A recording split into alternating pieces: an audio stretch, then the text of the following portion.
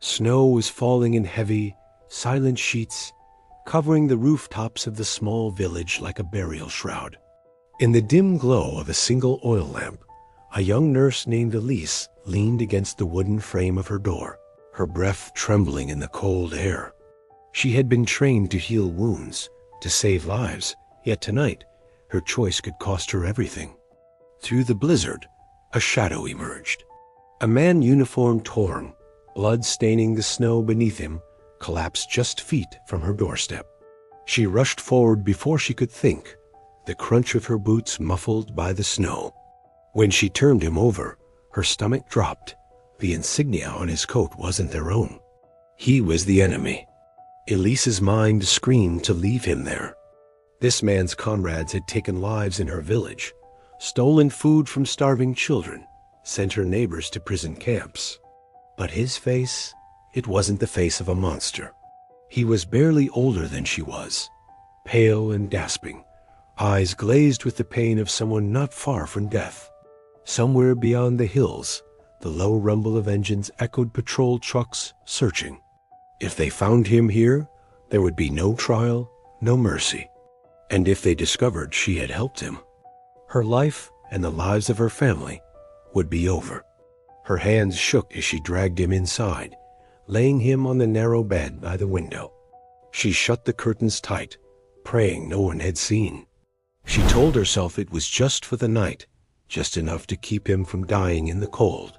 But deep down, she knew that in this war, one night could change everything. Outside, boots crunched in the snow. The sound grew closer. Elise held her breath, her heart pounding so loud she feared the soldiers might hear it through the walls. In that moment, she didn't know that by morning, the village would be surrounded, 300 soldiers closing in, every rifle aimed, every shadow a threat, all because of the choice she had made, and the secret lying in her bed. The small room smelled of iodine and damp wood. Elise knelt beside the stranger, her fingers moving instinctively, cutting away the frozen fabric from his wound, pressing cloth against the bleeding. His skin was ice cold, and every breath he took rattled like broken glass. "Don't speak," she whispered, though he hadn't tried. His eyes flickered open for a second, gray-blue, cloudy with fever, and then shut again. She didn't know his name. She didn't want to know. Names made things human, and humans were harder to give up. The storm outside was getting worse. The wind howled through the gaps in the shutters.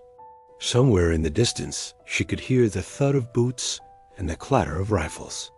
Soldiers were searching house by house. Not for him, at least not yet, but for anyone who might hide someone like him. Every creak of the floorboards made her freeze.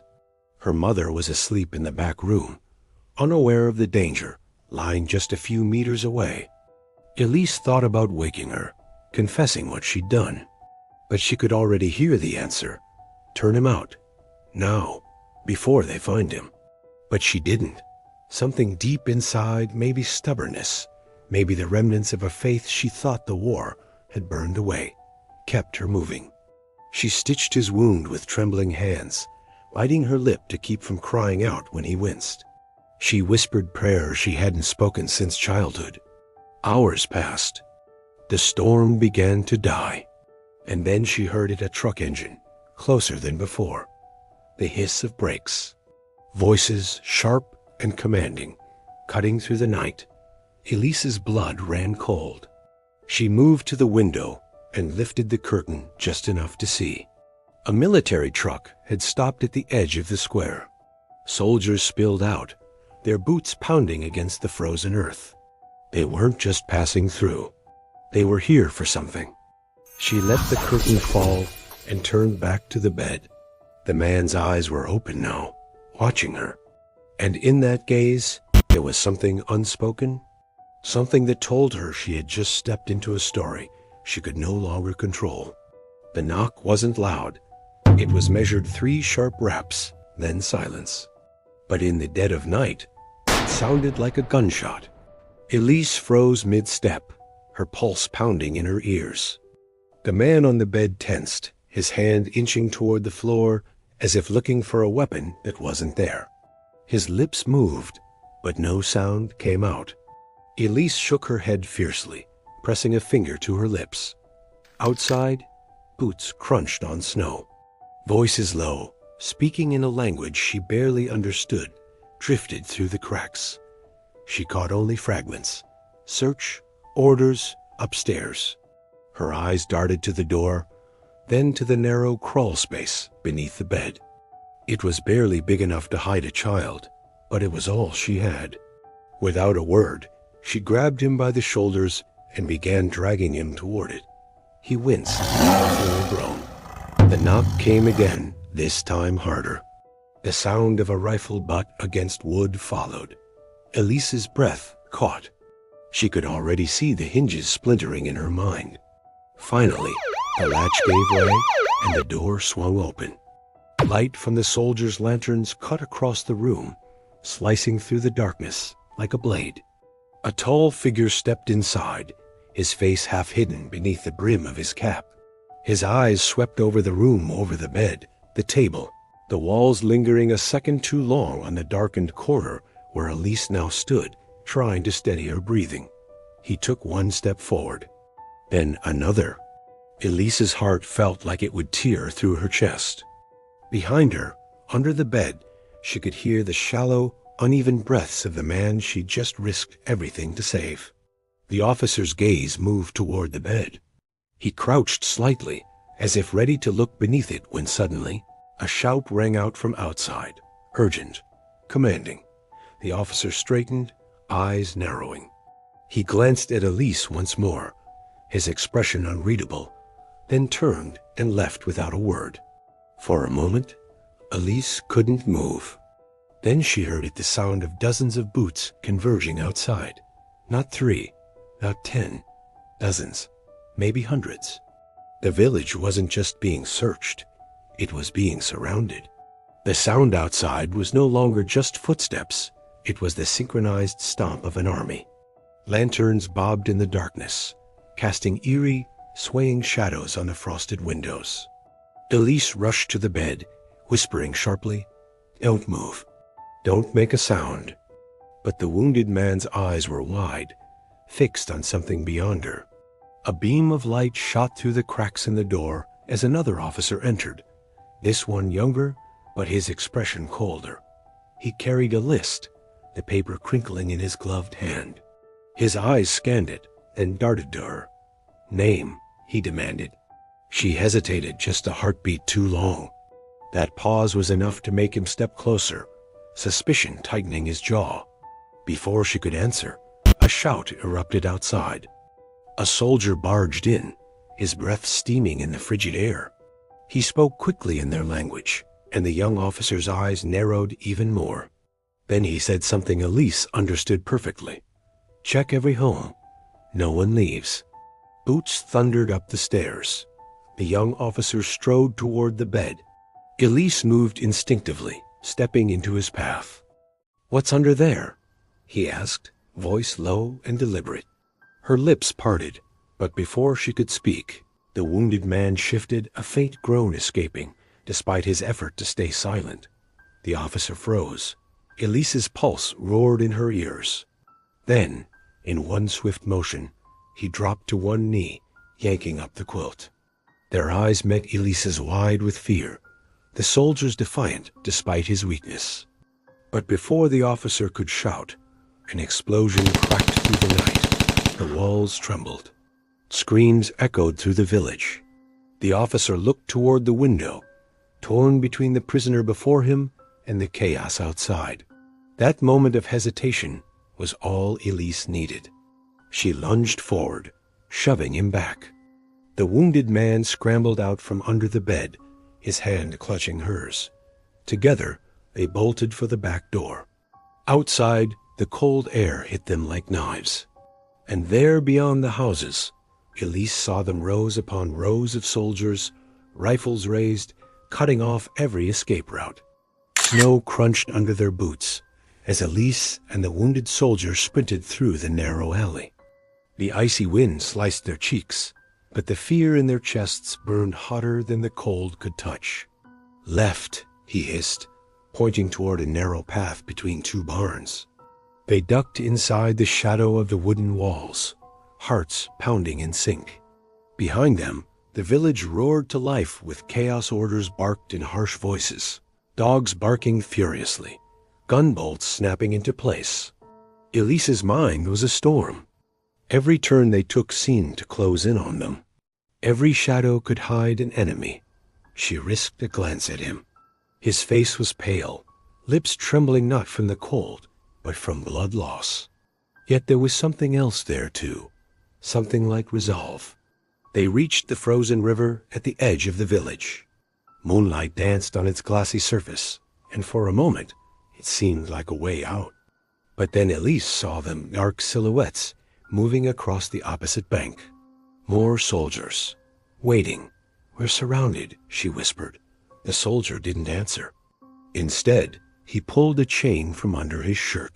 A small, tarnished medallion swung in the cold light. It bore an insignia Elise didn't recognize. "What is that?" she asked. He looked her dead in the eye. "If they see this, they'll kill us both." Before she could question further, the sound of boots pounded behind them. Shouts grew louder. They had seconds at most. Then Elise spotted an old trapdoor, half buried in snow, near the barn's foundation. She knelt, brushing away the frost, and pulled it open.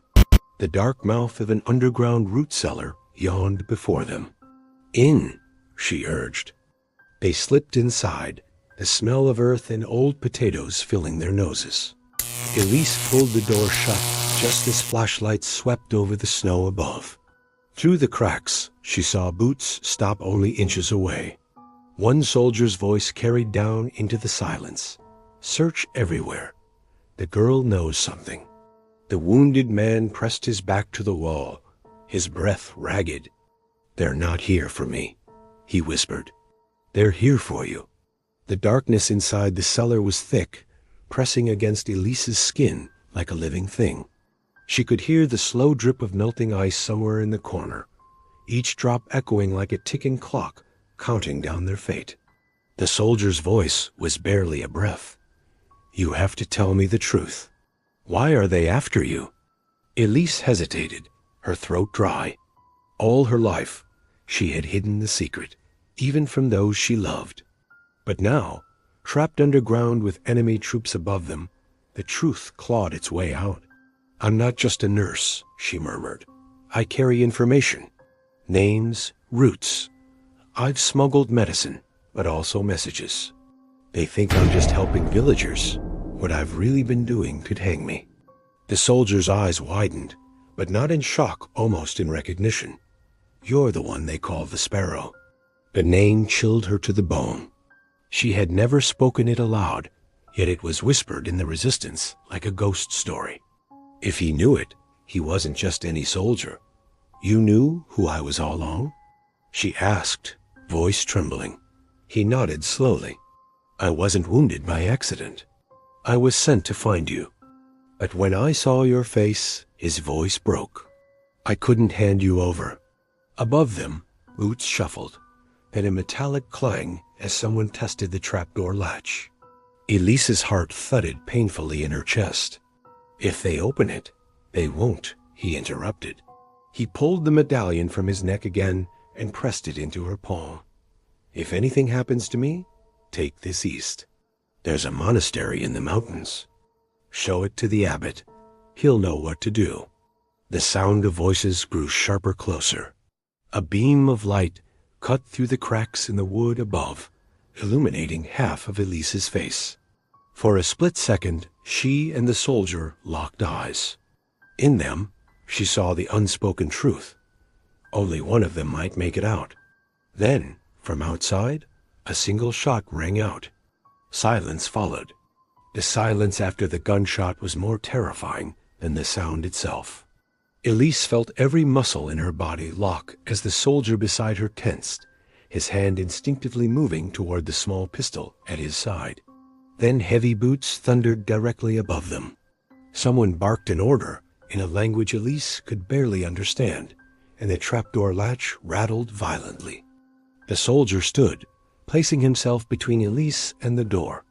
"If they come in," he said, voice low but steady, "you run. Don't look back." Before she could protest, the trapdoor burst open, flooding the cellar with blinding light. Silhouettes of armed men filled the frame above dozens of them. A tall officer stepped forward, his gaze scanning the room until it landed on Elise. His lip curled into something between a smile and a snarl. "The Sparrow," he said in perfect French. Her blood ran cold. The soldier moved subtly, putting himself in the officer's line of sight. "She's mine," he said, with the authority of someone high in command. "Orders from above. Stand down." For a heartbeat, no one moved. Then, against all logic, the officer's expression shifted. He gave a curt nod, signaling the men to lower their weapons.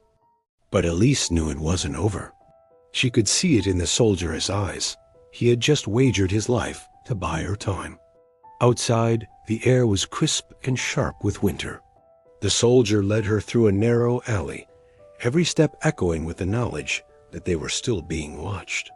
At the village edge, he stopped and handed her the medallion again. "Go east," he whispered. "Don't stop until you find the monastery." She wanted to argue, to refuse, but the distant sound of boots and shouts told her the moment had come. Without another word, she turned and ran. Hours later, when she finally dared to look back, the village was a smudge of smoke against the pale sky. The soldier was gone, swallowed by the war, but in her hand the medallion felt warm, heavy, alive, a promise that somewhere, somehow, their paths might cross again. Years later, in the safety of the monastery, she would hear rumor of a man who had saved the Sparrow at the cost of his own freedom. And though no one could confirm his fate, Elise never stopped believing.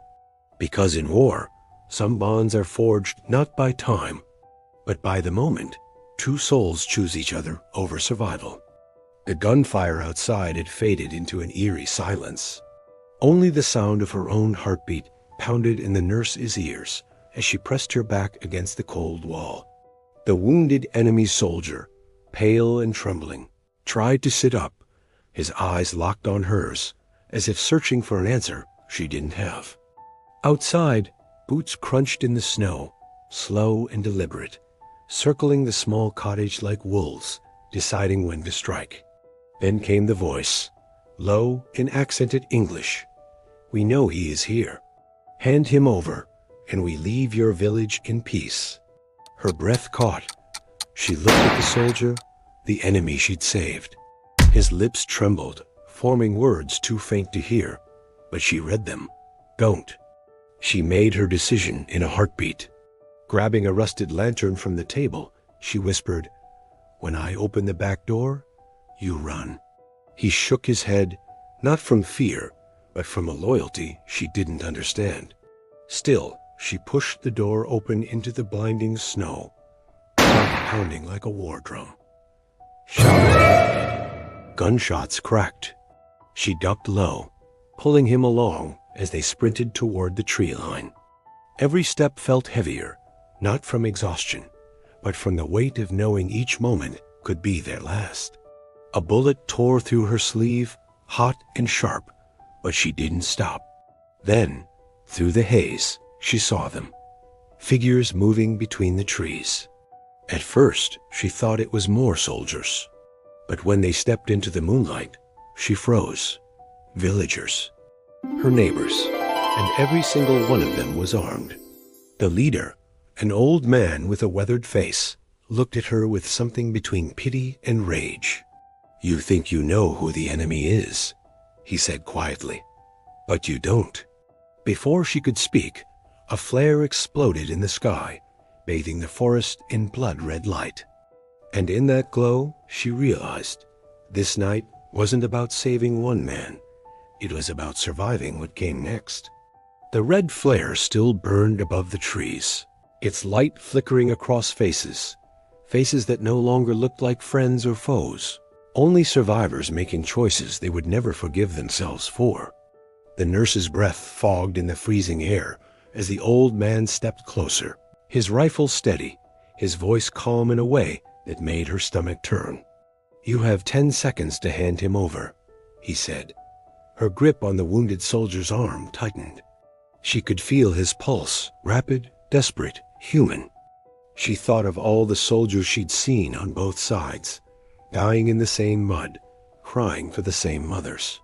She thought of the bread she had taken as payment for a marriage that never meant love, and the moment she decided to save a life instead of ending it.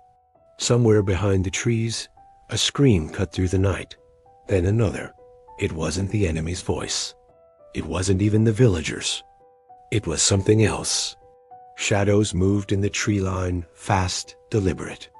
Within seconds, men with unfamiliar uniforms stepped into the light, their insignias hidden, their eyes scanning the scene with cold precision. One of them spoke in a language she didn't know, but his meaning was clear. Both sides had just become the hunted. Gunfire erupted again, deafening and chaotic. The villagers scattered. The old man disappeared into the darkness. She dropped to her knees, shielding the soldier's body with her own, as snow sprayed up around them. He whispered something, not in his native tongue, but in hers. Go, but she didn't. Instead, she pulled him toward a narrow path she knew led to the abandoned mill by the river. The air was thick with smoke, and the sky pulsed red with another flare. The only thought that kept her moving was the one truth she couldn't unsee. In war, there are no clean hands, only choices. By the time they reached the mill, the night was quiet again. Too quiet. She knew it wouldn't last. But for now, in the hollow shelter of rotting beams and frozen air, they were alive. And in the silence, she realized the question wasn't whether they would survive the war. It was whether they could survive each other. END.